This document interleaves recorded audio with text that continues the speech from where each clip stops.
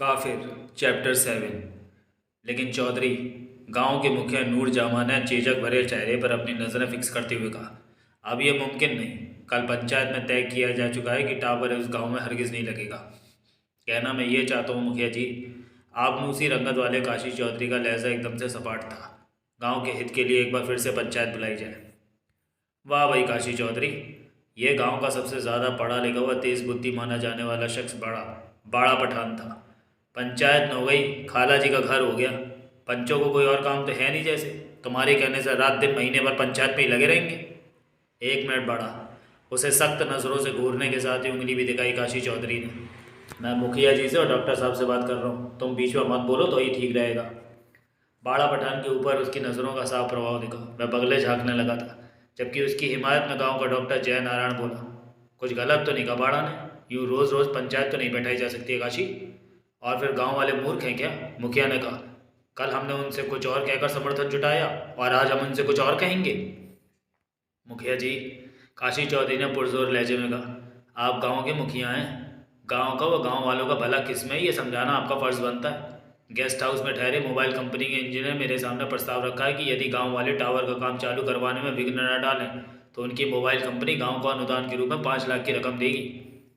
वो तो ठीक है चौधरी, मुखिया का लहजा शांत था, पर रोज़ रोज़ अपनी बात बदलने से इंसान की बात का वजन घट जाता है। मैं गांव का मुखिया हूँ, लोग मेरी इज्जत इसलिए करते हैं कि आज तक मैंने कोई फरेबी बात नहीं कही। जो सोचा, जब सोचा, गांव के हित में सोचा है। इसलिए मुखिया जी, इसलिए। काशी चौधरी अपने एक एक शब्द पर जोर देता हुआ बोला, तो मैं आपसे दरख्वास्त करता हूँ कि गांव के हित को ध्यान में रखते हुए आज रात भी पंचायत बुलाई जाए। साथ ही आप लोग पंचायत में गांव वालों को राज़ी करें कि वो टावर के काम में सहयोग करें। लेकिन वो प्रेत लीला? बाड़ा पठान ने फिर से मुंह खोला। मुखिया चाचा, कहीं 5 लाख के चक्कर में प्रेतों का कहर गांव वालों पठान टूट पड़े। वाह बाड़ा, वैसे तो गांव का सबसे सही इंसान माना जाता है। काशी चौधरी के लहजे में गहरा व्यंग था। पढ़ा लिखा भी सबसे ज़्यादा तू गांव में, और इतना पढ़ा लिखा होने के बावजूद भी तू भूत प्रेतों को मानता है। तुम तो ऐसे कह रहे हो चौधरी, बाड़ा पठान ने नहरे पर तहरा मारा, जैसे तुम भूत प्रेतों को नहीं मानते। कल की पंचायत में तुम्हारी आवाज़ ही सबसे ज़्यादा बुलंद थी कि जहाँ टावर खड़ा करने के लिए खुदाई शुरू हुई थी वहाँ भूत बसेरा था। भूतों को पसंद नहीं था कि कोई इंसान उस जगह पर काबिज हो, इसलिए पहले भूतों ने वहाँ मजदूरी पर लगे 4 लोगों को मार डाला और बाद में गाँव वालों को भूत लीला दिखाई ताकि लोग डर जाए और उधर का रुख रात में तो क्या दिन में भी ना करें। क्यों चौधरी, यही स्पीच थी ना तुम्हारी? वो तो कुछ कहते ना बना जवाब में आमनूसी रंगत वाले से। तब वार्तालाप का सूत्र डॉक्टर जयनारायण ने अपने हाथ में लिया। देखो काशी चौधरी, मैं मानता हूँ 5 लाख रुपए से गांव के बहुत से काम संभलेंगे, लेकिन गांव भूत लीला से सहमा हुआ है। कोई भी रिस्क लेने को तैयार नहीं होगा। कोई नहीं चाहेगा कि वो टावर गांव में स्थापित हो। डॉक्टर साहब, इस बारे में मेरा कहना यह है कि भूत प्रेतों ने जो लीला दिखाई है वो उसी जगह पर दिखाई है। गाँव में कोई भूत नहीं आया। आप लोग गांव वालों को राज़ी करिए, मैं वहाँ खुदाई के लिए गांव से बाहर के मजदूर लाऊंगा। वहाँ काम रात में नहीं दिन में होगा। डॉक्टर ने मुखिया की तरफ देखा, मानो पूछ रहा हो क्या जवाब दिया जाए काशी चौधरी को। मुखिया को तुरंत ही कोई जवाब नहीं सूझा। वह शांत बैठा सोचने लगा। तभी बाड़ा पठान की बाड़ी मुखर हुई।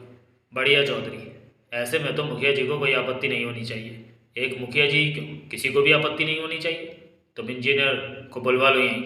यदि वो अभी 5 लाख की रकम अदा करता है तो मुखिया चाचा रात गाँव में पंचायत बुलाने को तैयार है।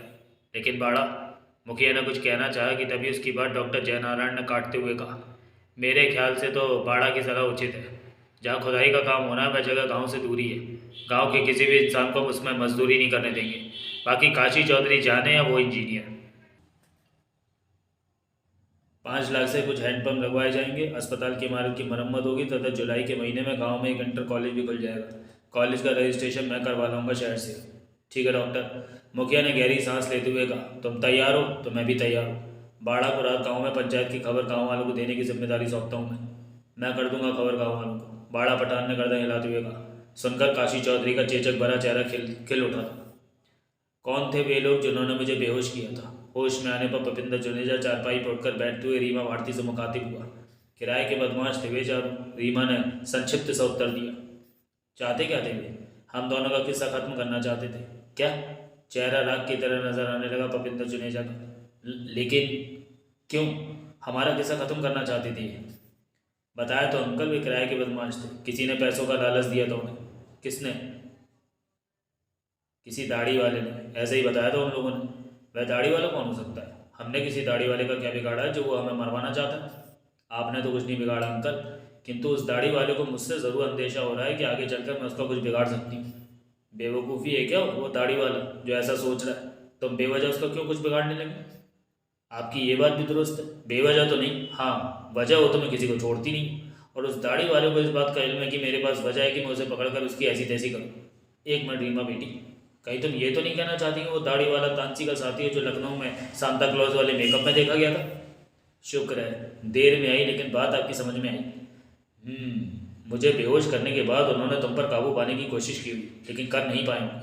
उल्टा तुम उन पर हावी होकर उनकी जुबान खुलवाने में सफल रही हो ना। काबू तो पट्टों ने कर लिया मुझे, जाल में मछली फंसी गई थी उनकी, लेकिन इस मछली को ज़्यादा देर तक फंसाए रखे ऐसा जाल अभी बुना ही नहीं गया है। उन पर काबू पाने के बाद क्या किया उनका? मार दिया या छोड़ दिया? यूँ मामूली लच्चे लफंगों को मारने में क्या फ़ायदा? हाँ खुराक ज़रूर दे दी थी। अक्ल होगी तो भविष्य में गांधी बाबा वाली राह पकड़ेंगे, अन्यथा कोई और रीमा टकरा गई तो वो मेरी ऐसी शराफत नहीं दिखाने। वैसे हम पर जो ये हमला हुआ था उससे तुम्हें कुछ लाभ हुआ है? ये बात आपने किस आधार पर कही अंकल? हमारी जान लेने आए बदमाशों ने तुम्हारे सामने कबूला कि हमारी हत्या के लिए उन्हें फिट करने वाला कोई दाढ़ी वाला है। तो जानकर तुम्हारे मन में जो रहा संदेह होगा कि इस गांव में तानसी प्रेत लीला कारनामा रचाए हुए, वो संदेह भी दूर हो गया होगा। करेक्ट अंकल, रीमा ने स्वीकृति में गर्दन हिलाते हुए कहा। अब तो संदेह की बाल बराबर भी गुंजाइश नहीं रही कि तानसी इसी गांव में अपने पैर जमाने की कोशिश में जुटा हुआ है। लेकिन अब उसकी कोशिश सफल। अपनी बात कहते हुए चुप हो जाना पड़ा भूपिंदर जुनेजा को। जेब में पड़ा मोबाइल शोर मचाने लगा था। पता नहीं किसका फ़ोन है। बड़बड़ाते हुए जेब से मोबाइल बरामद किया, डिस्प्ले स्क्रीन पर देखा तो पाया कि संपर्क की इच्छा रखने वाला उसका बेटा कुलप्रीत था। हरे रंग का बटन पुश करने के बाद मोबाइल कान से लगाते हुए कहा, बोल बेटा। पापा, रीमा जी आपके पास ही है क्या, या सामने ही बात करनी है?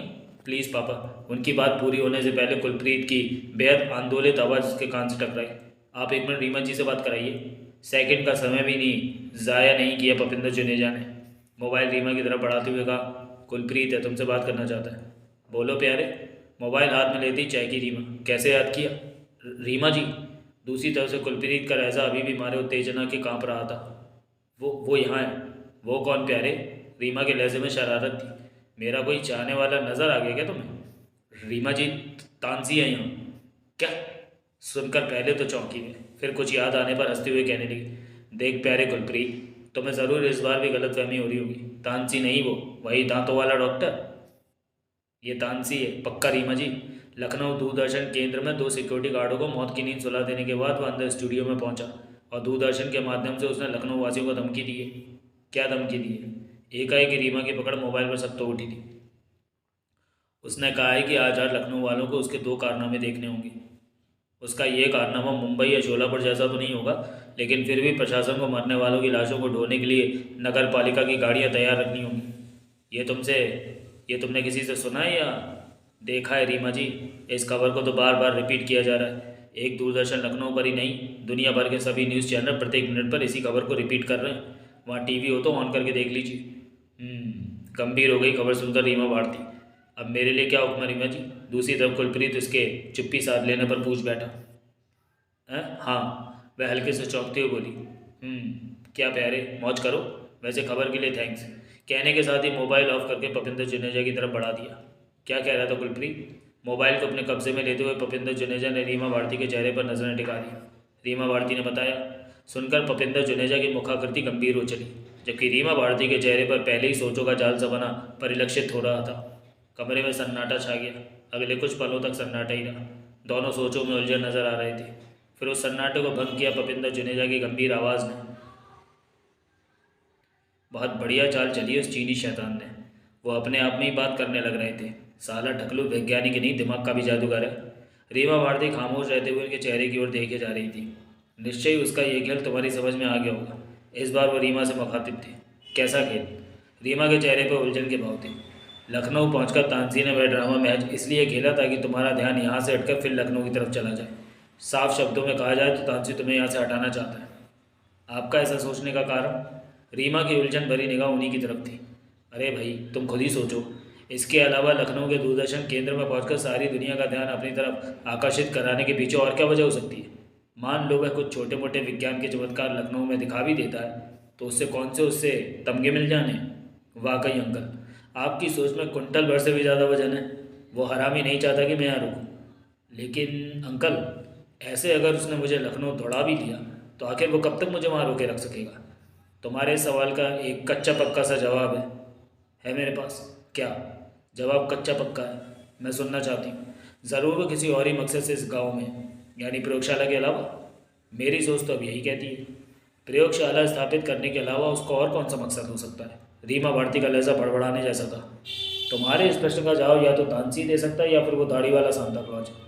एनीवे अंकल, रीमा ने जेब से सिगरेट का पैकेट निकालते हुए लापरवाही भरे अंदाज में कहा, बात आपने मौके की सुझाई है, फिर भी मैं लखनऊ ज़रूर जाऊंगी। अभी ये सिगरेट खत्म करने के बाद हम शहर चलेंगे। शहर क्यों? एक तो सिगरेट सुलगाने के बाद उसका कश लगाकर धुआं उगलते हुए रीमा ने कहा, आपने जो मुझे मार्के की बात सुझाई उसके लिए आपको अमरीक सिंह काले बिल्ले वाली बोतल की दावत दूंगी। दूसरे, वहाँ से लखनऊ की कल की फ़्लाइट में अपने लिए एक सीट भी करानी है। सिर्फ अपने लिए? मेरे लिए नहीं। मेरी यहाँ की वापसी लगभग तय, वो भी एक आध दिन नहीं। आपका आना जाना बेवजह रहेगा। मेरे लौटने तक आप यहीं रुककर अपनी कहानी लिखें। क्या कहते हैं आप? आइडिया बुरा नहीं है तुम्हारा। उसके बाद दोनों खामोश हो गए। रीमा सोचों में उलझी सिगरेट के कश लगाती रही। अंत में उसने सिगरेट का आखिरी कश लिया और टोटे को एस्ट्रे में मसलने के बाद मुंह में से धुआं उगला और खड़े होते हुए बोली, चलिए अंकल, शहर चलकर पार्टी शार्टी हो जाए। पविंदर जुनेजा उठ खड़े हुए। उस शाम लखनऊ के बुद्धा पार्क में तिल रखने की जगह नहीं थी। एक वही शाम क्यों, स्कूल में, खासकर गर्मियों की छुट्टियों में वहाँ हमेशा ही ऐसी भीड़ रहती है। लोग अपने अपने परिवार व बच्चों को लेकर शाम तफरी के लिए वहाँ पहुँचते हैं। किसी के यहाँ कोई गेस्ट आ जाए गर्मियों में तो खासकर वो मेज़बान मेहमान को बुद्धा पार्क ज़रूर लाता है। बच्चों की बोटिंग के लिए साफ़ सुथरे जल वाली सर्पाकार नहर, जिसमें पैडलिंग वाली छोटी छोटी बोटें जिन पर सैर करने के लिए टिकट कटाने के बाद घंटों इंतज़ार करना पड़ता है। साथ में अन्य झूले, जिनमें एक जिक्र के काबिल ड्रैगन, जिसमें युवक युवतियाँ बैठते तो थे लेकिन जब वो ऊपर नीचे लहरा कर चलता तो उस पर सवार युवक युवतियों के मुंह से अनायासी चीखें निकलनी शुरू हो जाती थी। बुद्धा पार्क की वह बहुत ही खुशगवार शाम थी। बच्चे पार्क में इधर उधर दौड़ते खेलते नजर आ रहे थे। उनके पेरेंट्स भी उनके साथ मस्त थे। ऐसे खुशनुमा माहौल में एक 4.5 फीट के इंसान ने पार्क में एंट्री ली। उस 4.5 फुटे इंसान के सिर के बाल कंधों तक लंबे तथा चेहरे पर दाढ़ी मूछें बेहद घनी थी। रात का समय होने पर भी उस शख्स ने आंखों पर काले शीशों वाला चश्मा लगा रखा था। लखनऊ शहर में एक से बढ़कर एक कार्टून देखने को मिलते हैं, इसी वजह से किसी ने उस शख्स की ओर खास तवज्जो नहीं दी। चहलकदमी से करता हुआ पार्क की भीड़ में इधर उधर कुछ देर मंडराता रहा। फिर टहलते हुए वह उस नहर के निकट पहुंचा, जिसमें कुछ बोटें उस ओर तैरती नजर आ रही थी। बोटों पर बच्चे पैडलिंग करते हुए न ड्राइव कर रहे थे। काफ़ी लंबी सर्पाकार नहर थी, इधर उधर बल खाती इस कोने से उस कोने होते हुए आगे गई थी। बीच में कई जगह नहर को पार करने के लिए पक्के सुंदर आकर्षक पुल बने हुए थे। नहर के पास पहुंचकर उस कार्टून से नजर आ रहे शख्स ने जेब से एक कैप्सूल निकाला और लोगों की नज़र बचाते हुए उस कैप्सूल को नहर में डाल दिया। कोई ध्यान देता तो पानी में पहुंचते ही कैप्सूल ने कुछ अनोखी सी प्रतिक्रिया दिखानी शुरू कर दी थी। कैप्सूल किसी पनडुब्बी की तरह पानी के अंदर अंदर तेजी से एक और बढ़ने लगा था। कुछ दूर आगे जाने पर जैसे ही कैप्सूल का ऊपर वाला खोल गला, अंदर मौजूद मुश्किल से 10 बूंद द्रव का पानी में मिश्रण हुआ। पानी में एक जलजला सा आ गया। देखने वालों के मुंह से चीखें निकल गई। बहुत ही हैरत अंगेज दृश्य था, अविश्वसनीय, अकल्पनीय। नहर का पानी एक जगह इकट्ठा होकर तीर की तरह ऊपर उठता चला गया, 20 फुट तक। पानी के साथ साथ कुछ बोटें व उन पर सवार बच्चे भी ऊपर हवा में चीखते चिल्लाते नजर आए। चीखें उनके मुंह से भी उबल पड़ी थी, जिनकी आंखें वह नज़ारा कर रही थीं। अगले ही पल वह पानी का रेला किसी हंटर की तरह नीचे आ पार्क के हिस्से में मौजूद लोगों को अपनी जद में लेते हुए पूरे वेग के साथ सैकड़ों फुट दूर तक उछालता ले गया। पानी के उस रेले की जद में आने वाले लोगों की संख्या 500 से कम नहीं थी, जिसमें 200 बड़े रहे होंगे और 300 के करीब नन्हे मासूम बच्चे। बेचारे पार्क में खेलने आए थे, मौत ने अपना शिकार बना लिया था उन्हें। 1 मिनट से भी कम समय में उस हृदय विदारक घटना की सूचना लखनऊ प्रशासन तक पहुंच चुकी थी। दर्जनों की संख्या पुलिस फ्लाइट स्क्वाड कर्कश स्वर में चीखती हुई घटनास्थल की तरफ दौड़ पड़ी। सूंघ मिली तो मीडिया पर्सन भी समझ सब चुके थे कि वो सब तानसी नाम के पागल वैज्ञानिक का किया धरा है। उस घटना की सूचना वह पहले से ही दूरदर्शन के माध्यम से दे चुका था। उसके 15 मिनट बाद प्रसारित होने वाली खबरों ने लखनऊ वासियों के दिलों में दहशत पैदा कर दी। शहर के हर घर में तानसी की ही चर्चा थी। हर चेहरा हल्दी की तरह पीला पड़ा नजर आ रहा था। सबके जहन में एक ही प्रश्न था, अब आगे कौन सा गुल खिलाएगा वो चीनी शैतान। आधे घंटे बाद शहर में अघोषित कर्फ्यू जैसा माहौल था। अभी रात के 8 भी नहीं बजे थे और बाजार बंद। सड़कें विधवा की मांग बनी नजर आने लगी थी। हाँ, कभी कभार विधवा की मांग में पुलिस का कोई वाहन जू की तरह चलता ज़रूर नजर आ जाता था। ऐसे में जबकि शहर की सड़कों पर सन्नाटे का साम्राज्य था, वो कार्टून सा नजर आने वाला शख्स, जो कि तानसी के सिवा कोई और हो ही नहीं सकता था, एक विशालकाय ग्लाइडर के सहारे लटका हुआ मस्त परिंदे की तरह हवा में प्रवास कर रहा था। उसका ग्लाइडर आसमान में काफ़ी ऊंचाई पर था, जहाँ चारों तरफ से अंधेरे की गाढ़ी चादर फैली हुई थी। कृष्ण पक्ष की रात होने की वजह से आसमान में चांद के दर्शन एक अर्धवृत लकीर के रूप में हो रहे थे। कुछ तारे जरूर नजर आ रहे थे जिनका प्रकाश से अंधेरे से फाइट करता महसूस हो रहा था। वो जिसे लखनऊ शहर की पुलिस कुत्तों की तरह शहर के कोने कुतरे में सूंघती फिर रही थी, वह पिछले 5 मिनटों से शहर की सघन आबादी वाले क्षेत्र यानी हजरतगंज के ऊपर एक गोल दायरे में मंडरा रहा था। उसकी निगाहें नीचे कुछ तलाशती जान पड़ रही थी। फिर उसकी निगाहों की तलाशी पूरी भी हुई। उसके भद्दे होंठों पर एकाएक जहरीली मुस्कान नृत्य करने लगी। निगाहें कुछ देर तक उस एरिए की दो सबसे ऊंची इमारतों पर स्थिर रही। तत्पश्चात उसने अपने हाथ में थाम रखी ग्लाइडर की डोरी को हल्का झटका दिया। ग्लाइडर का अगला सिरा तनिक नीचे झुका, फिर धीरे धीरे वह ग्लाइडर नीचे उतरता चला गया। उन दो बहुमंजिली इमारतों के ऊपर एक निश्चित दूरी तक पहुंचने के बाद तानसी ने ग्लाइडर को सीधा किया और फिर से उन इमारतों के ऊपर गिद्दी की तरह मंडराने लगा। फिर अगले ही पल उसने अपनी पैंट की जेब से दो छोटे छोटे कैप्सूल निकाले और पहले एक कैप्सूल एक इमारत की छत पर टपकाया तथा दूसरा बाद में दूसरी इमारत की छत पर। अजीब कैप्सूल थे वे, छत दर छत बर्मे की तरह सुराख करते हुए लगातार 22वें माले से नीचे आखिरी तक एक सीध में धंसते चले गए। पहले तो वो कैप्सूल, एक नहीं दोनों इमारतों में, और ग्राउंड फ्लोर तक अपनी मंजिल समाप्त करने के बाद उन कैप्सूलों का जो रिएक्शन सामने आया वो हौलनाक था। लगभग आगे पीछे ही वे दोनों इमारतें गैस वाले गुब्बारे की तरह फटी, नीचे से लेकर ऊपर तक एक ही अंदाज में।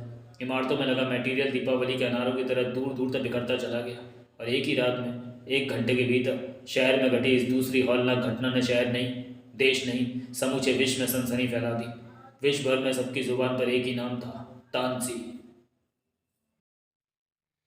काफिर चैप्टर 7। रात पंचायत में वही निर्णय लिया गया जो काशी चौधरी के हक में जाता था। गांव के मुखिया ने जब बताया कि 5 लाख रुपए उनके पास पहुंच चुके हैं, 1-2 दिन में गांव में हैंडपंप लगने शुरू हो जाएंगे, उसके बाद जल्दी इंटर कॉलेज का शिलान्यास पूर्व मंत्री राम प्रसाद जी से कराया जाएगा, अस्पताल की इमारत की मरम्मत का कार्य भी तभी शुरू करवा दिया जाएगा। सुनकर गाँव वाले खुश हो गए। सम्मिलित स्वर में गाँव वालों ने मोबाइल का टावर खड़ा करने की हामी भर दी। पंचायत का फैसला हुआ। सब लोगों ने अपने अपने घर की राह पकड़ी, लेकिन आबनूसी रंगत वाले काशी चौधरी के कदम दूसरी तरफ को उठे। निश्चय ही वह राह उसके घर को नहीं जाती थी। कुछ ही देर बाद वह एक कच्चे मकान के दरवाजे की सांकल बजा रहा था।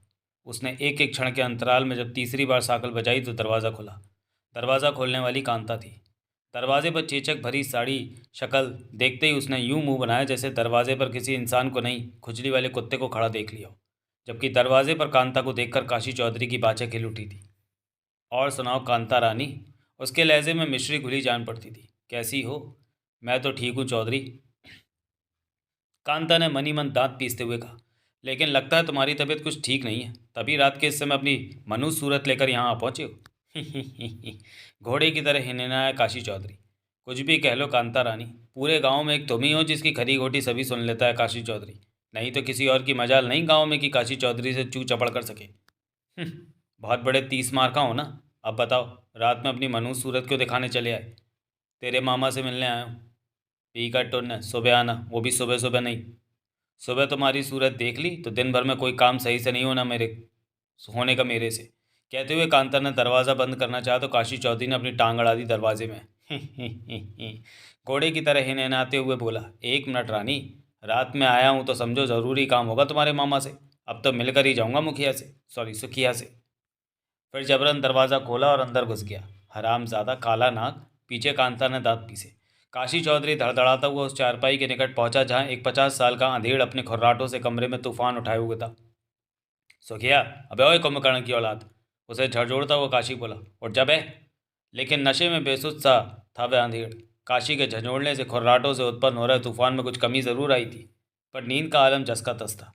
काशी ने असहाय भाव से पलटते हुए कांता की तरफ देखा तो वह दूसरी चारपाई पर दूसरी तरफ मुंह किए बैठी थी। काशी चौधरी ने दांत पीसते हुए अंधेड़ सुखिया की कमर पर ठोकर जमाई और साथ ही बोला, उठ सुखिया, अबे आंखें खोल। लेकिन सुखिया को दीन दुनिया की खबर ही कहाँ थी। काशी की ठोकर को सहज ही पचाकर वो करवट बदल गया। हरामी शराबी। काशी चौधरी का आपनूसी चेहरा सुलग उठा। कुछ देर तक वो सुखिया को अपलक घूरता रहा। तत्पश्चात कुछ सोचकर वह पलटा। उसकी निगाहें कमरे में किसी वस्तु की तलाश में भटकती दिखी। जल्दी उसकी निगाहों की तलाश पूरी हुई। वह एक कोने में रखी बाल्टी की तरफ बढ़ा। बाल्टी पानी से लबालब भरी हुई थी। बाल्टी लाकर उसका सारा पानी उसने सुखिया पर उड़ेल दिया। अरे दैया रे! सुखिया हड़बड़ाकर उठ बैठा। ये बाढ़ कहाँ से आ गई? ये बाढ़ मेरे लाए मेरे लाए आई सुखिया।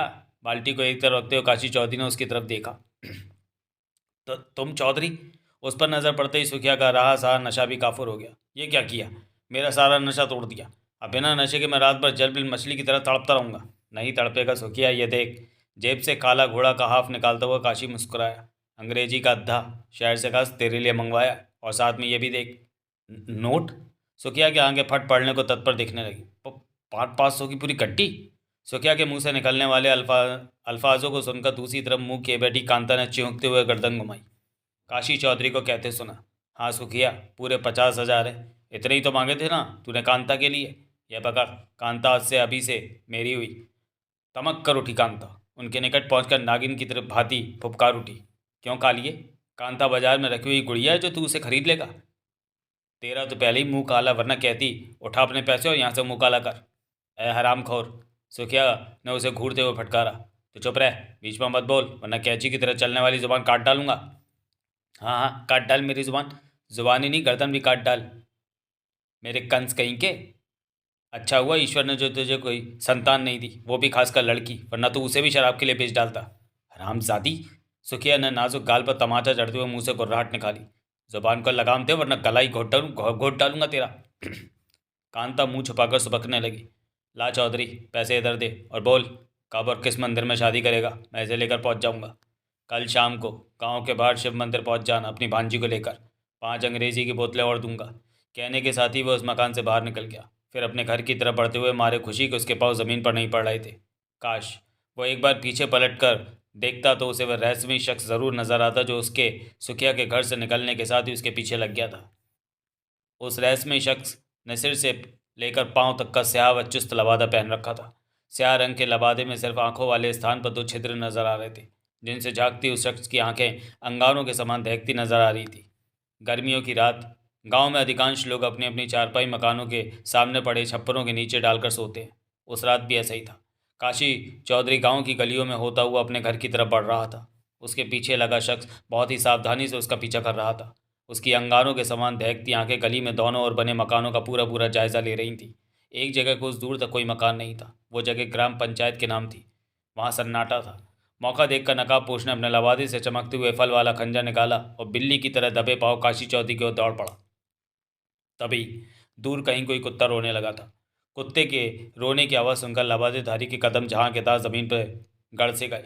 उसी समय ग्राम पंचायत की ज़मीन पर किसी कोने में शौच के लिए बैठा कोई शख्स खंखारा तो नकाबपोश के हाथ से उसका खंजर छूट गया। उसका दिल ज़ोर ज़ोर से उसकी पसलियों से टकराने लगा। दूर कुत्ते का रोना बदस्तूर चालू था। नकाबपोश को दहशत होने लगी। इस बीच काशी चौधरी काफ़ी आगे निकल चुका था। यह देख नकाबपोश ने अपनी दहशत पर काबू पाया। झुककर उसने अपना गिरा हुआ खंजर उठाया और मनी मन हिम्मत मर्दे मदद खुदा का नारा लगाता हुआ काशी चौधरी की तरफ तेज तेज किंतु दबे हुए कदमों से बढ़ा। लेकिन तब तक काशी चौधरी एक बार फिर से गांव की सघन आबादी वाली गली में पहुंच चुका था।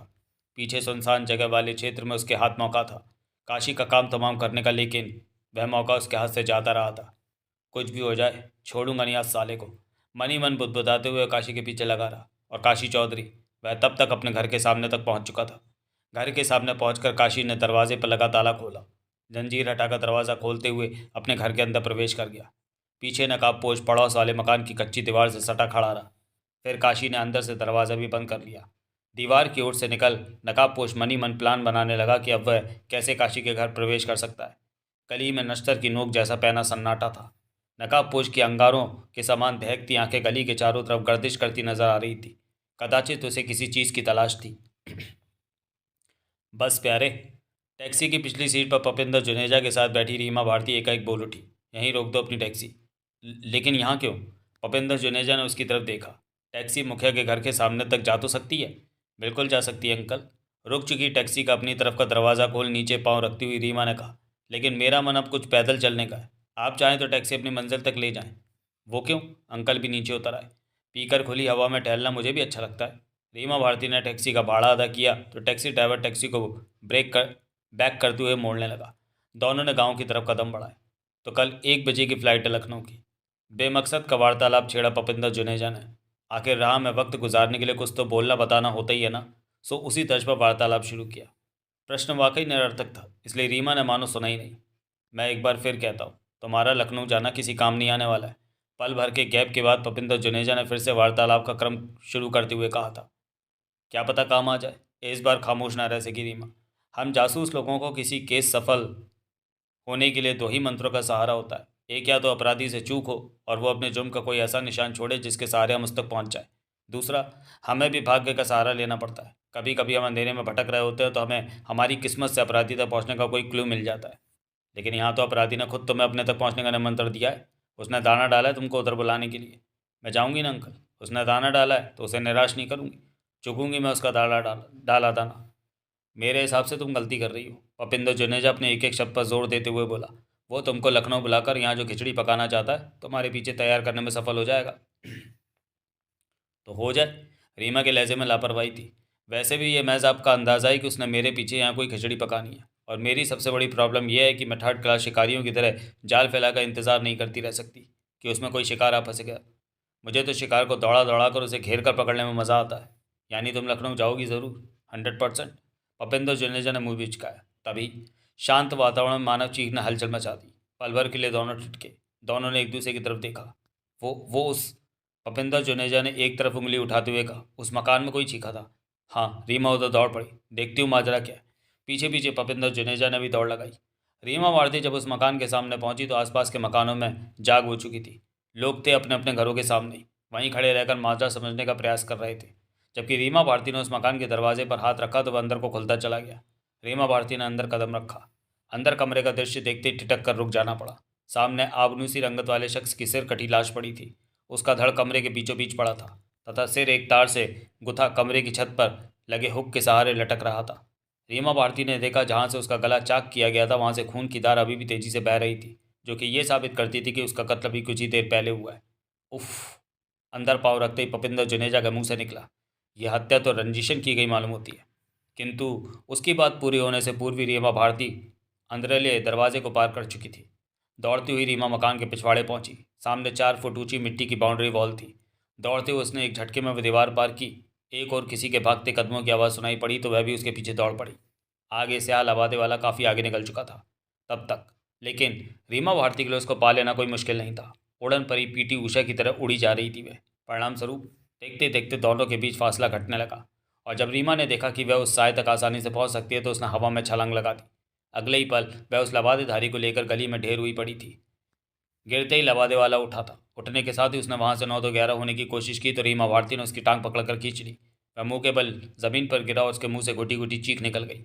तदुपरांत रीना ने उसे कॉलर पकड़कर सीधा खड़ा किया और पल के झपकाती हुई चेकी। क्यों प्यारे लाल, उस कालिए का पुलिंदा बांधकर 9-11 हो रहे थे? लेकिन तुम्हारी बदकिस्मती ये है कि ऐन इसी वक्त मैं उधर से गुजर रही थी। अब तो फांसी पर ही चढ़ोगे तुम। नहीं, मुझे जाने दीजिए। गिड़गिड़ा उठा वो नकाबपोश। मैंने किसी की हत्या नहीं की है। साले! उल्टे हाथ का तमाचा उसके गाल पर जड़ते हुए रीमा मुस्कुराई। झूठ बोलता है। मैंने कालिए की लाश देखी है। उसके गले और धड़ से दोनों जगह से अभी भी तेजी से रक्त बह रहा था। मतलब खून हुए भी चंद मिनट ही हुए और मकान से तू ही भाग रहा था। अब बता, खून तूने नहीं किया तो फिर किसने किया है? खून खूनी ने किया है। जो कि तू है। मैं नहीं हूँ। प्लीज़ मुझे जाने दीजिए। तेरी ऐसी की तैसी। साले सफ़ेद झूठ बोल रहा है। पहले अपना चांद सा मुखड़ा देखा, फिर मैं। आह! बात पूरी होने से पहले रीमा के कंठ से जोरदार कराह निकली और वह हवा में उछलकर नितंबों के बल जमीन पर गिरी। उसने उस शख्स का नकाब नोचने के लिए हाथ बढ़ाया था कि तभी बिल्कुल अप्रत्याशित ढंग से नकाबपोश की लात उसके पेट पर पड़ी थी और वह चोट खा गई थी। फिर जब तक वह उठे नकाबपोश वहाँ भाग छूटा वहाँ से। भाग हरामी! रीमा ने भी उसके पीछे दौड़ लगा दी। देखती हूँ कहाँ तक भागेगा तू। और 2 मिनट भी नहीं लगे जबकि नकाबपोश के करीब पहुँचते हुए उसने भागते हुए नकाबपोश के पैर में लंगड़ी फंसा दी। नकाबपोश लड़खड़ा कर धाड़ से ज़मीन पर ढेर हो गया और इस बार उसके उठकर खड़ा होने से पहले रीमा ने उसकी अच्छी खासी खातिर कर दी थी। वह कराहते हुए उठा तो रीमा ने गाना गाते हुए उसकी नकाब पलटी। यह पर्दा हटा दो, ज़रा मुखड़ा दिखा दो। हम। अबे पतीले के ढक्कन, ये तू है? सामने अनिल कोयरी को देखकर उसे तनिक हैरानी हुई। अनिल ने सिर झुका लिया। बोल बे ढक्कन के। पल भर तक उसे घूरते रहने के बाद रीमा ने सवाल किया, क्यों टपकाया तूने उस कालिए को? क्या उसने तेरी भैंस पर डंडा मारा था? मैंने उसे नहीं मारा मैडम, अनिल कोयरी ने थूक सटकते हुए कहा। Believe me. खोते दा पुत्र, रीमा ने आंखें तेरी। मेरी आंखों की जगह बटन लगे दिखाई पड़ रहे हैं क्या तुझे? मैंने तुझे इन कजरारी आंखों से उस कालिए के घर से निकलकर टुकड़ी काटते हुए देखा है। ये तो सही देखा आपने मैडम, लेकिन सच ये भी है कि मैंने काशी का खून नहीं किया है। बकता है तू। मैं सच कहता हूँ। इस बार वो चीख उठा। आप मेरी बात पे यकीन कीजिए मैडम, मैं खूनी नहीं हूँ। तड़ाक! एक और उल्टे हाथ का खाना पड़ा अनिल कोहली को। होठों के कोर से खून की लकीर बह निकली। सच बोल देगा? रीमा ने उसे कठोर नज़रों से घूरते हुए कहा। तो बेवजह की मार खाने से बच जाएगा। मैं सच ही तो कह रहा। उसके बाकी के शब्द तीसरी आवाज़ के नीचे दब गए। इसे छोड़ना मत रीमा बेटी। वहाँ पपिंदर जुनेजा की उत्तेजित आवाज़ गूंजी। ये शख्स तानसी का साथी है। ज्यों कर रीमा भारती पलटी, यूं जैसे पपिंदर जुनेजा ने उसके पैरों के पास बम फोड़ा। तब तक पपिंदर जुनेजा हाँफते हुए उसके निकट पहुंच चुके थे। उनके हाथ में सन जैसी सफ़ेद दाढ़ी थी। उसे रीमा के सामने करते हुए वह अति उत्तेजित से कहने लगी, ये देखो, ये दाढ़ी वही थी जहाँ उस काले व्यक्ति की लाश पड़ी है। रीमा हैरान खड़ी उस दाढ़ी को देखे जा रही थी। पल भर के लिए उसकी बुद्धि कुंद होकर रह गई थी, किंतु शीघ्र ही उसने स्वयं को संभाला। फुर्ती से अनिल की ओर पलटी, जो हवनाकों सा पपिंदर जुनेजा के हाथ में हवा से फरफरारी दाढ़ी को देखे जा रहा था। बोल हरामजादे। इस बार रीमा भारती के हलक से मादा भेड़िए से गुर्राहट खारिज हुई। ये दाढ़ी तेरी है? नहीं। और अनिल के मुंह से यह इकलौता शब्द निकला ही था कि मानो उस पर कयामत टूट पड़ी हो। नॉन स्टॉप शुरू हो गई थी रीमा। लोगों का जमावाड़ा लगने लगा अनिल कोहली के मुंह से निकलने वाली दर्दनाक चीखों को सुनकर। इसी गांव का युवक था वह। कुछ लोग बीच में आ खड़े हुए। क्या बात है लड़की? एक अधेड़ ने नथुने फैलाते हुए सवाल किया। क्यों जानवर की तरह धुन रही हो इसे? महाशय, ये है ही जानवर। रीमा भारती ने अपना एक एक शब्द चबाते हुए कहा। और जानवर को तो जानवरों की तरह ही धुना जाना चाहिए ना। आखिर इसका कसूर क्या है? दूसरा भी पहले का हम उम्र था। ये खूनी है, नरपिशाच है। ये झूठ है। हलक फाड़कर चीख उठा अनिल कोहली। पेट में ठोकर उड़ाते हुए रीमा की आवाज़ उससे भी ज़्यादा बुलंद थी। सुअर के बच्चे, तू नहीं जानता तेरा पाला किससे पड़ा है। अभी कुछ ही देर में तू गांव वालों को गा गा कर अपने सभी गुनाह गिनवाएगा। जब जब मैंने कुछ किया ही नहीं तो? 1 मिनट कोयरी। 35 वर्षीय एक अन्य शख्स आगे आता हुआ बोला। मुझे जरा इस लड़की से बात करने दे। अनिल कोहली पहले ही अपने होंठ भींच चुका था। हाँ तो लड़की? वह शख्स शहनशाही अंदाज में गर्दन अकड़ाए रीमा भारती के सामने आता हुआ बोला। तुम कहो, क्या कह रही थी? यह हरामी खूनी है। कोई सबूत? पीछे गली में एक घर में लाश पड़ी है जो इसके गुनाहों का सबूत है। किसकी लाश? एक साथ कई लोगों के मुंह से सिसकारी निकली। मैं उस शख्स का नाम नहीं जानती। ये खूनी ही बताएगा कि इसने किसका खून किया है। वह शख्स अनिल कोहली की तरफ घूमा। मैंने? अनिल कोहली हकला उठा। काशी चौधरी का खून नहीं किया। खून किसी और ने किया है। क्या? वो व्यक्ति हड़बड़ा उठा। काशी का खून हो गया? हाँ। वहाँ उपस्थित लोग सुनकर सन्न रह गए। फिर वहाँ से कुछ लोग काशी चौधरी के घर की तरफ दौड़ पड़े। जब काशी का खून तुमने नहीं किया, वो शख्स एक बार फिर से अनिल से मुखातिब हुआ, तो इस लड़की ने तुम्हें क्यों पकड़ा? और ये तुमने पहन क्या रखा है? ये जवाब देते ना बना अनिल से। साथ ही इससे ये भी पूछो कि यह नकाब पहनकर मकतूल के घर में कर क्या रहा था। जवाब दे लड़की की बात का। उस शख्स की निगाहें अनिल कोहली के चेहरे पर थी। जवाब में अनिल सन्नाटा खींच गया। तेरी चुप्पी का मतलब है कि लड़की ठीक कह रही है। काशी की हत्या तुमने ही की है। नहीं, ये गलत है। वो सिसक उठा। सिसकते हुए बोला, यह सच है कि मैं काशी का घर गया उसकी हत्या के इरादे से ही था, बल्कि पंचायत के बाद से उसके पीछे मौके की ताड़ में रहा। कभी हिम्मत जवाब दे जाती तो कभी हाथ आया मौका हाथ से फिसल जाता। उसके पीछे लगा मैं उसके घर तक पहुंचा। घर पहुंचकर काशी ने अंदर से दरवाज़ा बंद कर दिया, लेकिन मैं निश्चय किए हुआ था कि काशी को लुढ़काए बिना नहीं मानूंगा। लेकिन क्यों? बीच में टोक दिया उस 35 वर्षीय शख्स ने उसे। ऐसी क्या दुश्मनी थी तुम्हारी जो काशी को खत्म करने का पक्का मन बनाया हुआ था तुमने? वो हरामजादे। रीमा भारती दांत पीसते हुए रही। जो कहना है एक बार में कह। यहाँ किसी के पास इतना वक्त नहीं है कि वो रात भर यहाँ खड़ा रहकर तेरी राम कहानी सुनेगा। काशी चौधरी ने टावर निर्माण कार्य में गांव के अनुदान के अतिरिक्त उस इंजीनियर से 5 लाख की दलाली खाई है। क्या? वह व्यक्ति चौंक उठा। उसके अलावा भी गांव के जितने लोग वहां थे सभी अनिल कोहली के इस ऐसे गार्डन पर चौंक उठे। जबकि रीमा भारती और पपिंदर जुनेजा के चेहरों पर किसी तरह का कोई भाव नहीं था। मैं सच कह रहा हूँ अलगू भाई। पहली बार अनिल कोहली ने 35 वर्षीय शख्स को उसके नाम से संबोधित किया। और जानते हो अलगू भाई, उस शैतान के पास पैसा आने की देर नहीं थी। उसने सुखिया के यहाँ जाकर उसे शराब पिलाकर उसकी भांजी को उससे 50,000 में खरीद लिया। लेकिन मैं कांता से प्यार करता हूँ। मुझे यह बर्दाश्त नहीं था, इसलिए मैंने उसकी हत्या करने की ठान ली थी। ओह। गहरी सांस लेने के बाद अलगू ने आगे कहा, लेकिन तुम बता रहे कि तुमने काशी की हत्या नहीं की। तुम उसके पीछे पीछे उसके घर पहुंचे थे कि उसने दरवाज़ा बंद कर लिया था? फिर क्या हुआ? फिर मैं कुछ देर तक उसके घर के सामने खड़ा उसके घर के अंदर घुसने की जुगत सोचता रहा। कोई रास्ता नहीं सूझा तो घर के पिछवाड़े से बाउंड्री वॉल फांद कर घर के आंगन में पहुंचा। दबे पांव दरवाजे तक पहुंचा तो अंदर कुछ खटक पटक की आवाज़ें सुनाई थी। कुछ देर तक दरवाजे पर खड़ा हिम्मत जुटाता रहा। उसके बाद आहिस्ता से दरवाज़ा खोला और अंदर का नज़ारा देख कलेजा मुंह को आ गया। एक दाढ़ी वाला काशी के सिर को तार में गूंथ कर उसे कमरे की छत के हुक में टांग रहा था।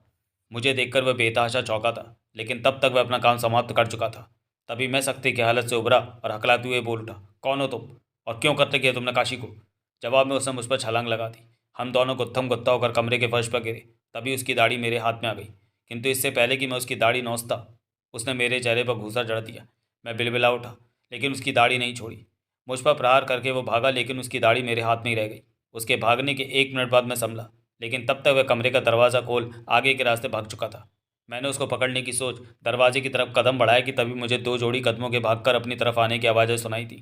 तब मुझे पीछे वाले रास्ते का ख्याल आया और मैं उधर को दौड़ पड़ा, लेकिन कामयाब नहीं हो सका। इन मैडम ने मुझसे तेज़ दौड़ लगाई और मुझे पकड़ लिया। रीमा, उसकी बात समाप्त होते ही भूपेंद्र जुनेजा बोल उठे, ये झूठ बोल रहा है। कहाँ? हम हथप्राण की चीख सुनकर उधर दौड़े थे जहाँ से हमने दौड़ लगाई थी। वहाँ से मौका वारदात का फासला इतना नहीं था कि हमारे वहाँ पहुँचने तक वो कातिल हथप्राण की गर्दन को तार में पिरोकर छत के हुक में टांगता और बाद में इससे पकड़म पकड़ाई भी खेलता, और हमारे वहाँ पहुँचने से पहले ही गधे के सिर का सींग बन जाता। अंकल ठीक कह रहे हैं। क्यों पट्टे, है तेरे पास सफाई में कुछ कहने को? सिर्फ इतना ही मैडम, जिस चीख को सुनकर आप लोग दौड़े होंगे वो मेरी हलक से निकली थी। मैंने बताया तो कातिल ने मेरे थोबड़े पर घन जैसा प्रहार किया था, जबकि एक हकीकत ये भी है कि कातिल ने मकतूल की गर्दन जाने कैसे रही थी। मैं तब आसपास ही था उस मकान के, किंतु मुझे मकतूल के मुंह से निकली सी तक नहीं सुनाई पड़ी। रही सफ़ेद दाढ़ी की बात। पल भर की चुप्पी के बाद अनिल कोयरी ने कहना शुरू किया, तो मौकाए वारदात पर बरामद ये सफ़ेद दाढ़ी भी एक तरह से मेरी बेगुनाही का सबूत है। वो कैसे? मैं बताता हूँ। यह पट्टा तुमको क्या समझाना चाहता है? भूपेंद्र जुनेजा की आवाज़ ने सबका ध्यान अपनी अपनी उनकी तरफ आकर्षित किया। पल भर के गैप के बाद उन्होंने कहना शुरू किया, यह बताना चाहता है कि दाढ़ी की ज़रूरत, नकली दाढ़ी की ज़रूरत इंसान को अपना असली रूप छुपाने के लिए पड़ती है, और जबकि पट्टा पहले ही सिर से लेकर पाँव तक खुद को इस लबादे में छुपाए हुआ था, तो भला दाढ़ी की इसको क्या ज़रूरत थी? क्यों लल्लूलाल, यही कहना चाहता था ना तू? रीमा ने पलटकर अपनी निगाहें अनिल के चेहरे पर गड़ा दी। यस मैडम, अनिल कोयरी ने निसंकोच हामी भरी। वाह अंकल। रीमा भूपेंद्र जुनेजा की तरफ पलटी। आप भी कभी कभी दूर की कौड़ी ले ही आते हैं, यानी कमाल करते हैं, धोती फाड़कर रुमाल करते हैं। ये तुमने मेरी तारीफ़ की है, मजाक उड़ाया? अजय लख दी लानत आपका मजाक उड़ाने वाले पर। मैंने तो आपकी तारीफ़ की है, वो भी शुद्ध देसी घी में डालकर। धन्यवाद। हाँ तो मिस्टर, रीमा उस 35 वर्षीय अलगू से मुखातिब हुई, अब सारे हालात तुम लोगों के सामने हैं। गांव के आदमी का कत्ल हुआ, मौका वारदात से फरार होता ही ये पकड़ा गया। आगे तुम लोग जानो कि इसका तुमने अचार डालना है या मुरब्बा। हम लोग चलते हैं। कहने के साथ ही रीमा भारती ने भूपेंद्र जुनेजा को इशारा किया तो उन्होंने भी स्वीकृति में गर्दन हिला दी। भूपेंद्र जुनेजा ने कमरे का दरवाज़ा खोला तो रीमा भारती ने कमरे में कदम रखा। तत्पश्चात अंदर आने के बाद कमरे का दरवाज़ा अंदर से बंद करके वो अपनी चारपाई की तरफ बढ़ते हुए बोला, काशी चौधरी की हत्या ने मेरे विश्वास को और भी मजबूत कर दिया है। अपने सैंडल उतारते हुए रीमा ठिठकी। भूपेंद्र जुनेजा की ओर देखते हुए बोली, लगता है आप कुछ कहना चाहते हैं अंकल। सिर्फ इतना ही।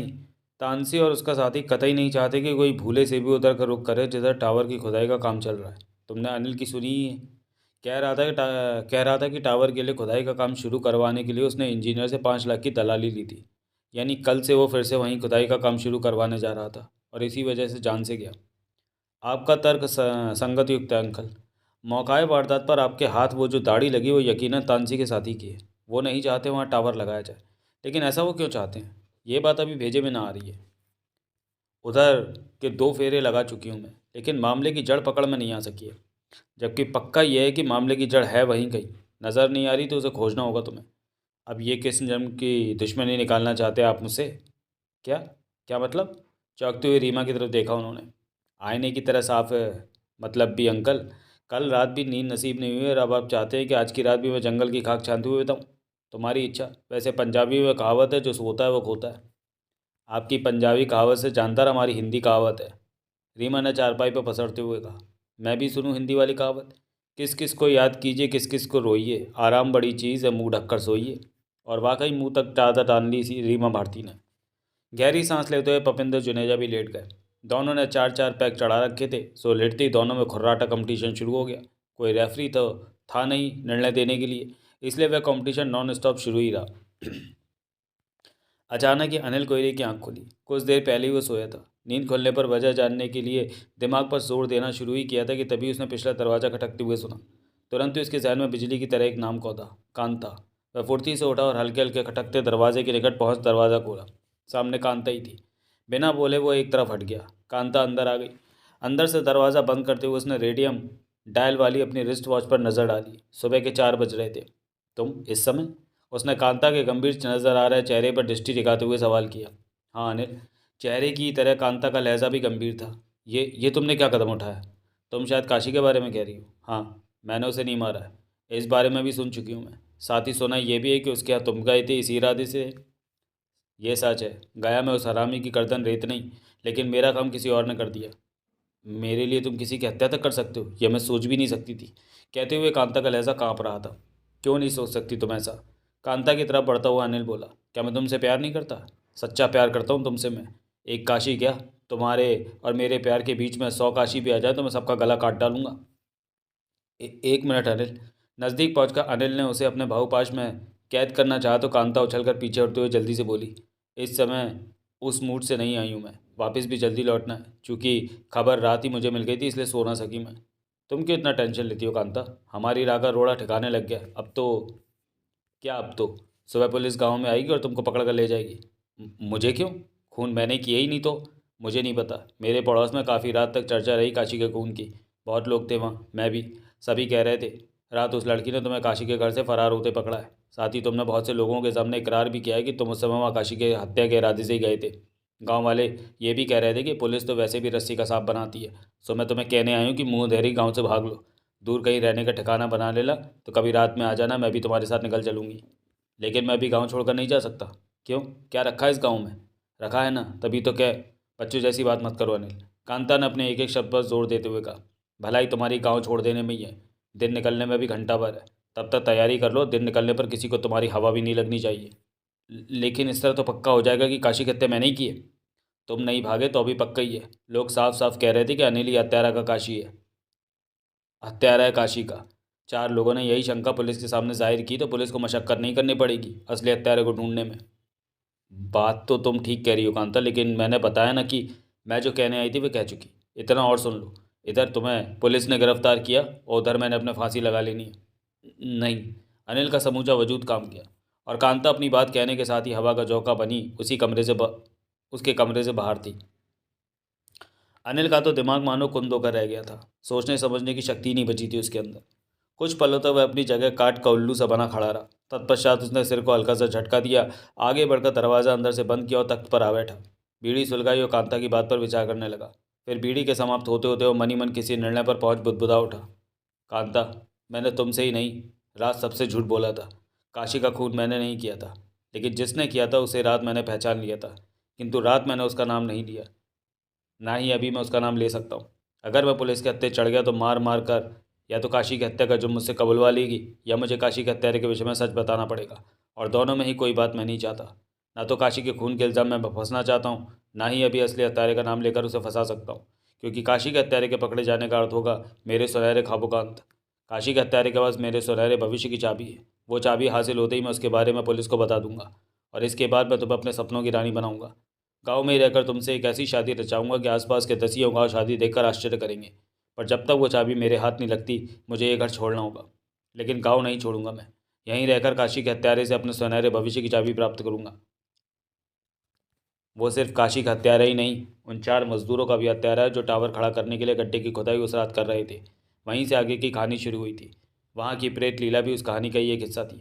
अब मैं चलता हूँ काशी के हत्यारे से मिलने। इस तरह बड़बड़ाते हुए वह उठा, अपना कुछ ज़रूरी सामान उठाकर जेबों के हवाले किया और फिर धीरे से अपने कमरे से निकल गया।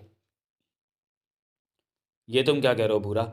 चाय की प्याली मेज़ पर रखते हुए राजेंद्र अडवाणी ने अपने नौकर की तरफ हैरत मिश्रित लहजे में कहा। यूं कहाँ जा सकता है अनिल? उनके पड़ोसियों का अंदेशा है कि वो पुलिस गिरफ्तारी के डर से फरार हो गया। ये तो दिमाग ख़राब कर देने वाली बात है। झटके पर झटके झेलने झेलने पड़ रहे हैं मुझे। कल काशी चौधरी पर दांव लगाया, कंपनी का 7.5 लाख रुपया खटाई में पड़ गया काशी की हत्या के बाद। अब तो वहाँ काम की शुरुआत होना मुमकिन ही नहीं लगता। समझ में नहीं आता क्या जवाब दूंगा मैं कंपनी को। आप बेकार टेंशन ले रहे हैं वंदना के पापा। सामने वाली कुर्सी पर बैठी उसकी पत्नी ने उसे हिम्मत बनाने के उद्देश्य से कहा। आपका कहाँ क्या कसूर है? जिस तरह यहाँ के हालात बन बिगड़ रहे हैं उस पर आपका वश चल ही कहाँ सकता था। फिर भी गेंदा, कंपनी का करोड़ों का प्रोजेक्ट है, समय पर काम पूरा नहीं होगा तो क्या जान दे देंगे आप? अडवाणी की पत्नी का लहजा बर्फ़ के समान ठंडा था। वंदना के पापा, आपका फ़र्ज़ जो था उसे आप बखूबी पूरी ईमानदारी से निभा रहे थे। आगे यहाँ के बनते बिगड़ते हालातों पर आपका कोई वश नहीं है। मेरी राय में आप कंपनी के डायरेक्टर को यहाँ के हालातों की जानकारी देकर उससे पूछना चाहिए कि अब आगे आपको क्या करना है। पत्नी की सलाह बहुत ही माकूल थी, उस पर विचार करने की भी आवश्यकता नहीं थी।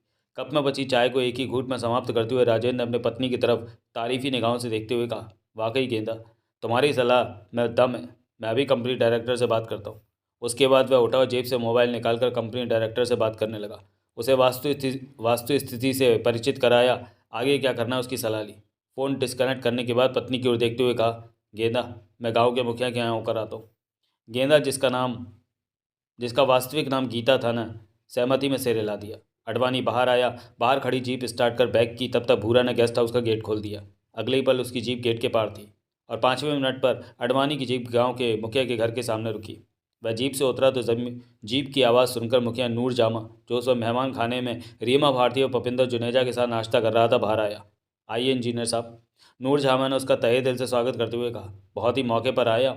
हम लोग नाश्ता करें, आप भी कीजिए। हाथ पकड़कर मेहमान खाने में ले आया उसे मुखिया। बैठाया।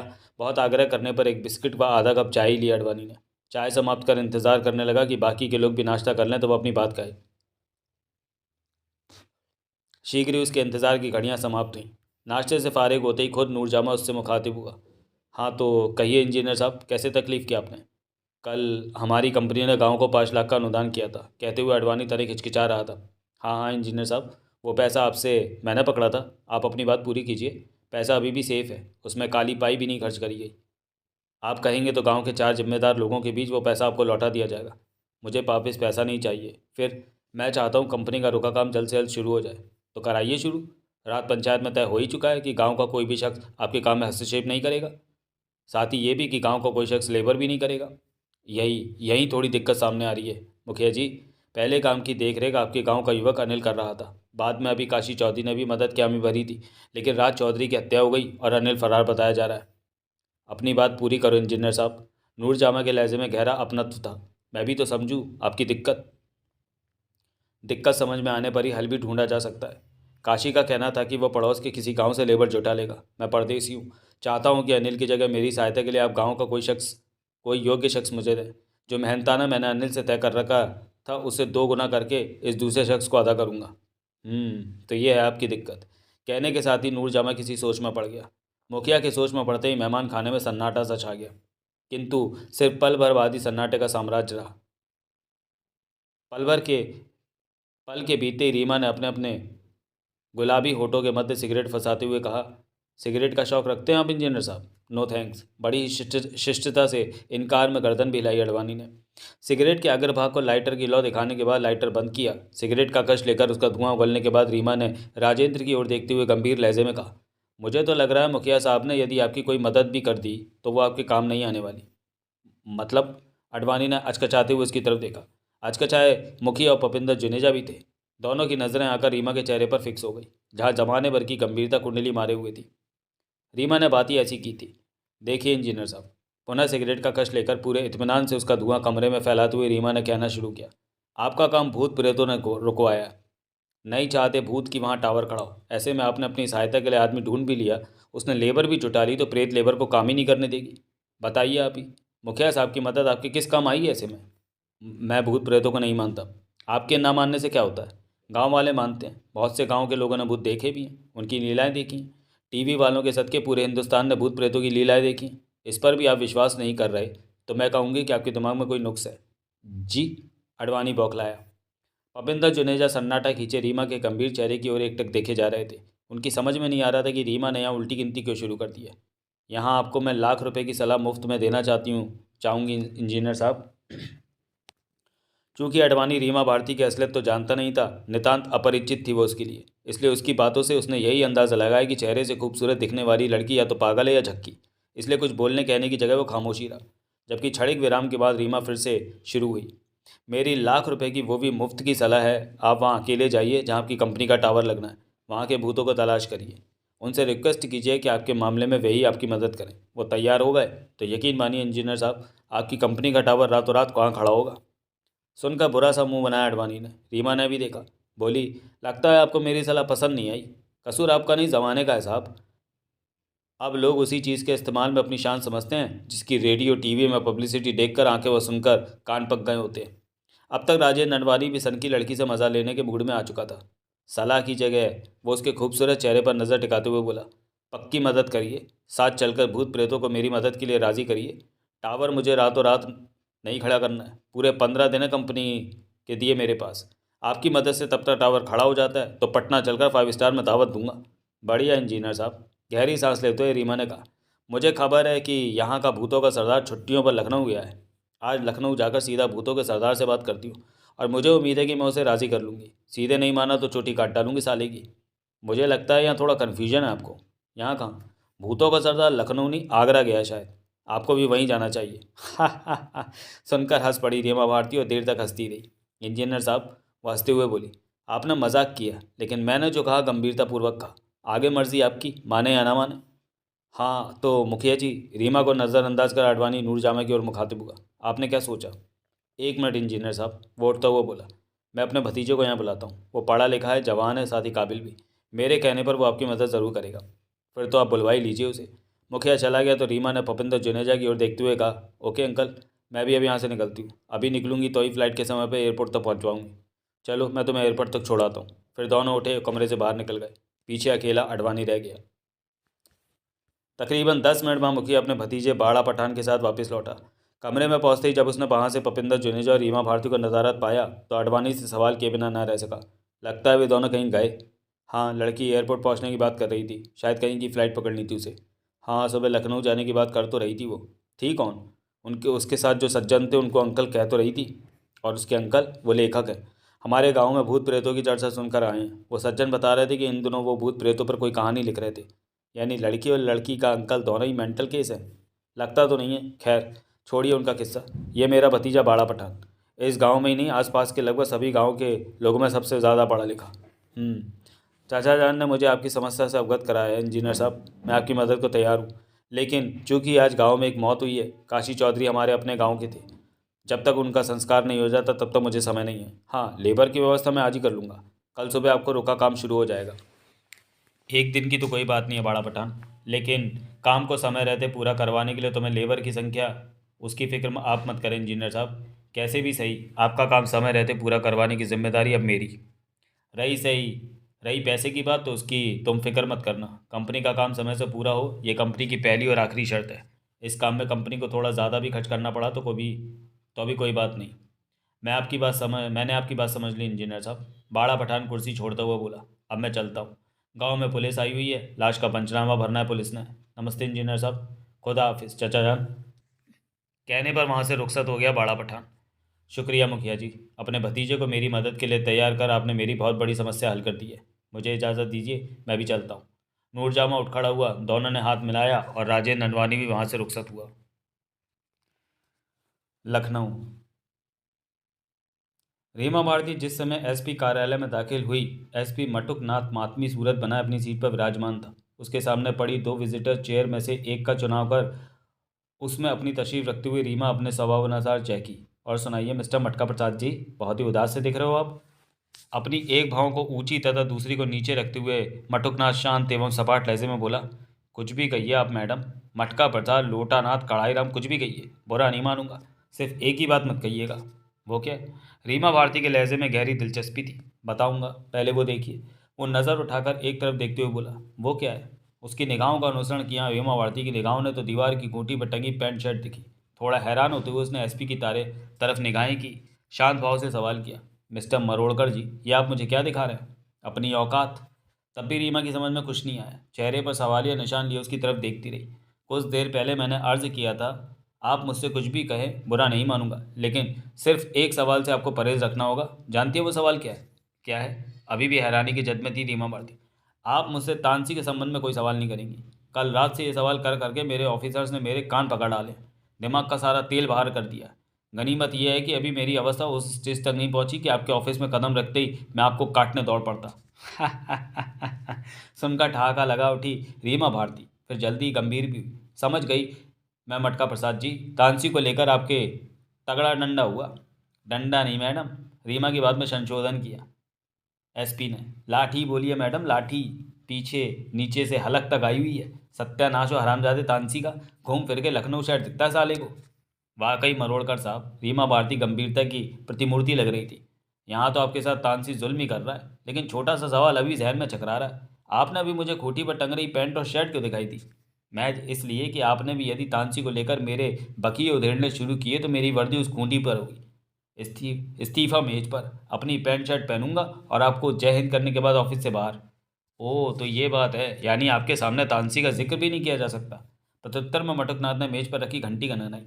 तत्काल ही दरवाजे पर लगी चिक उठाकर अर्दली ने दर्शन दिए। 2 कोल्ड ड्रिंक ठंडी लेकर आना। Yes sir. अर्दली उल्टे पांव लौटा। अब एक सलाह आप मेरी भी मानिए मरोड़कर साहब। रीमा को मज़ा आने लगा था एसपी से चोंच लड़ाने में। कहिए। इस्तीफा मेज पर रखिए, वर्दी खूंटी पर टांग अपने कपड़े पहनकर मुझे जैन बोल जाइए। जी जी। ऐसी सलाह की उसे कतई आशा नहीं थी। सो हड़बड़ा उठा सुनकर। पुलिस के टॉप बॉस को वर्दी आप जैसे फुसफुसे आदमी पर अच्छी भी नहीं लगती। यह वर्दी जाबाज इंसान के जिस्म में फिट बैठती है। उस इंसान के लिए देश की सरकार ने यह वर्दी बनवाई है जो हालात से डटकर मुकाबला करे, अंत समय तक लड़ता रहे। कौन से हालातों से लड़वाना चाहती हैं आप मुझे? फट पड़ा वह। आप चाहती हैं कि अभी जाकर गोमती नदी में अपना अंत कर लूँ? इंसान हो तो उससे पार पाया भी जा सकता है, लेकिन वह तो चीनी तो डेविल है, डेविल। मुझसे बड़े बड़े ऑफिसर हैं इस शहर में। आप भी तो हैं। पकड़ दिखाइए उस शैतान को, या आपको भी मेरी लाठी कर। रहने दो यार मरोड़ कर। उसकी ज़ुबान को फुल स्टॉप लगा दिया रीमा ने। मुंह बनाते हुए बोली, मुझे नहीं लगता कि तेरे लाठी या लाठियाँ करने पर भी कुछ हासिल होगा। पेप्सी आई है, पेप्सी पियो। अर्दली आकर मेज पर पेप्सी की बोतल रख रहा था। पहले रीमा ने और उसके बाद मटुकनाथ ने पेप्सी की बोतल उठा ली थी। कुछ देर खामोश रहकर दोनों अपनी अपनी बोतल खाली करने में लगे रहे। बोतल खाली हुई तो रीमा ने सिगरेट सुलगा ली। उसने सिगरेट का दूसरा कश ही लिया था कि मटुकनाथ ने भी अपनी बोतल खाली करके मेज़ पर रख दी। वैसे तानसी की तलाश में मुंह से छल्ले उगलते हुए रीमा ने उसकी तरफ देखते हुए कहा, लखनऊ की पुलिस कर क्या रही है? वही जो ऐसे मौके पर पुलिस करती है। सहज और स्वाभाविक जवाब था मटकनाथ का। शहर भर के होटलों, गेस्ट हाउसों और धर्मशालाओं में छापे, रेलवे स्टेशन, बस स्टैंड पर कड़ी निगरानी, शहर से बाहर निकलने वाले मार्ग पर चेक पोस्टों पर सघन तलाशी, प्रत्येक शख्स की बारीक जांच व जानकारी, यही सब कुछ पर्याप्त है। इससे ज़्यादा किया भी क्या जा सकता है? सिगरेट का कश भरते हुए रीमा का चेहरा भावरहित था। मैडम, मैं दुआ मना रहा हूँ कि वो अब तक शहर से बाहर निकल चुका हूँ। कहीं और जाकर वो अपने मर्जी जितने कारनामे दिखाते रहे, इस शहर से दूर रहे। कुछ दिनों बाद मेरे ऑफिसर्स को भी तानसी के किस्से याद नहीं रहने के। वाह साहब, क्या लॉजिक है। अपना घर सेफ तो दुनिया जाए भाड़ में। मस्त रहिए मरोड़का साहब। फिलहाल मैं चली रहूँगी अभी शहर में ही। शायद वो सन के अभी अपना कोई और कारनामा दिखाने का इरादा रखता हो। एक बार नज़र बार आ जाए, साले के साथ खुद ही कारनामा कर बैठूंगी। आप करेंगी उसके साथ कारनामा? भला वो कैसे? हवनाकों की तरह वह रीमा की ओर देखे जा रहा था। सब्र रखिए लोटा नाथ मरोड़कर जी। जिस दिन जिस घड़ी उसके साथ कारनामा होगा, कैसे होगा, टीवी के समाचार में देख लीजिएगा। हाँ, पहले रिहर्सल देखने की इच्छा हो तो मुझे वो कारनामा आप पर कर दिखाना होगा। बोलिए क्या कहते हैं? मैं टीवी पर ही समाचार देख लूँगा। फिर तो आप मेरी नमस्ते कबूल फरमाइए। मैं चली। वह एक झटके से उठी और एसपी के ऑफिस से बाहर निकल गई।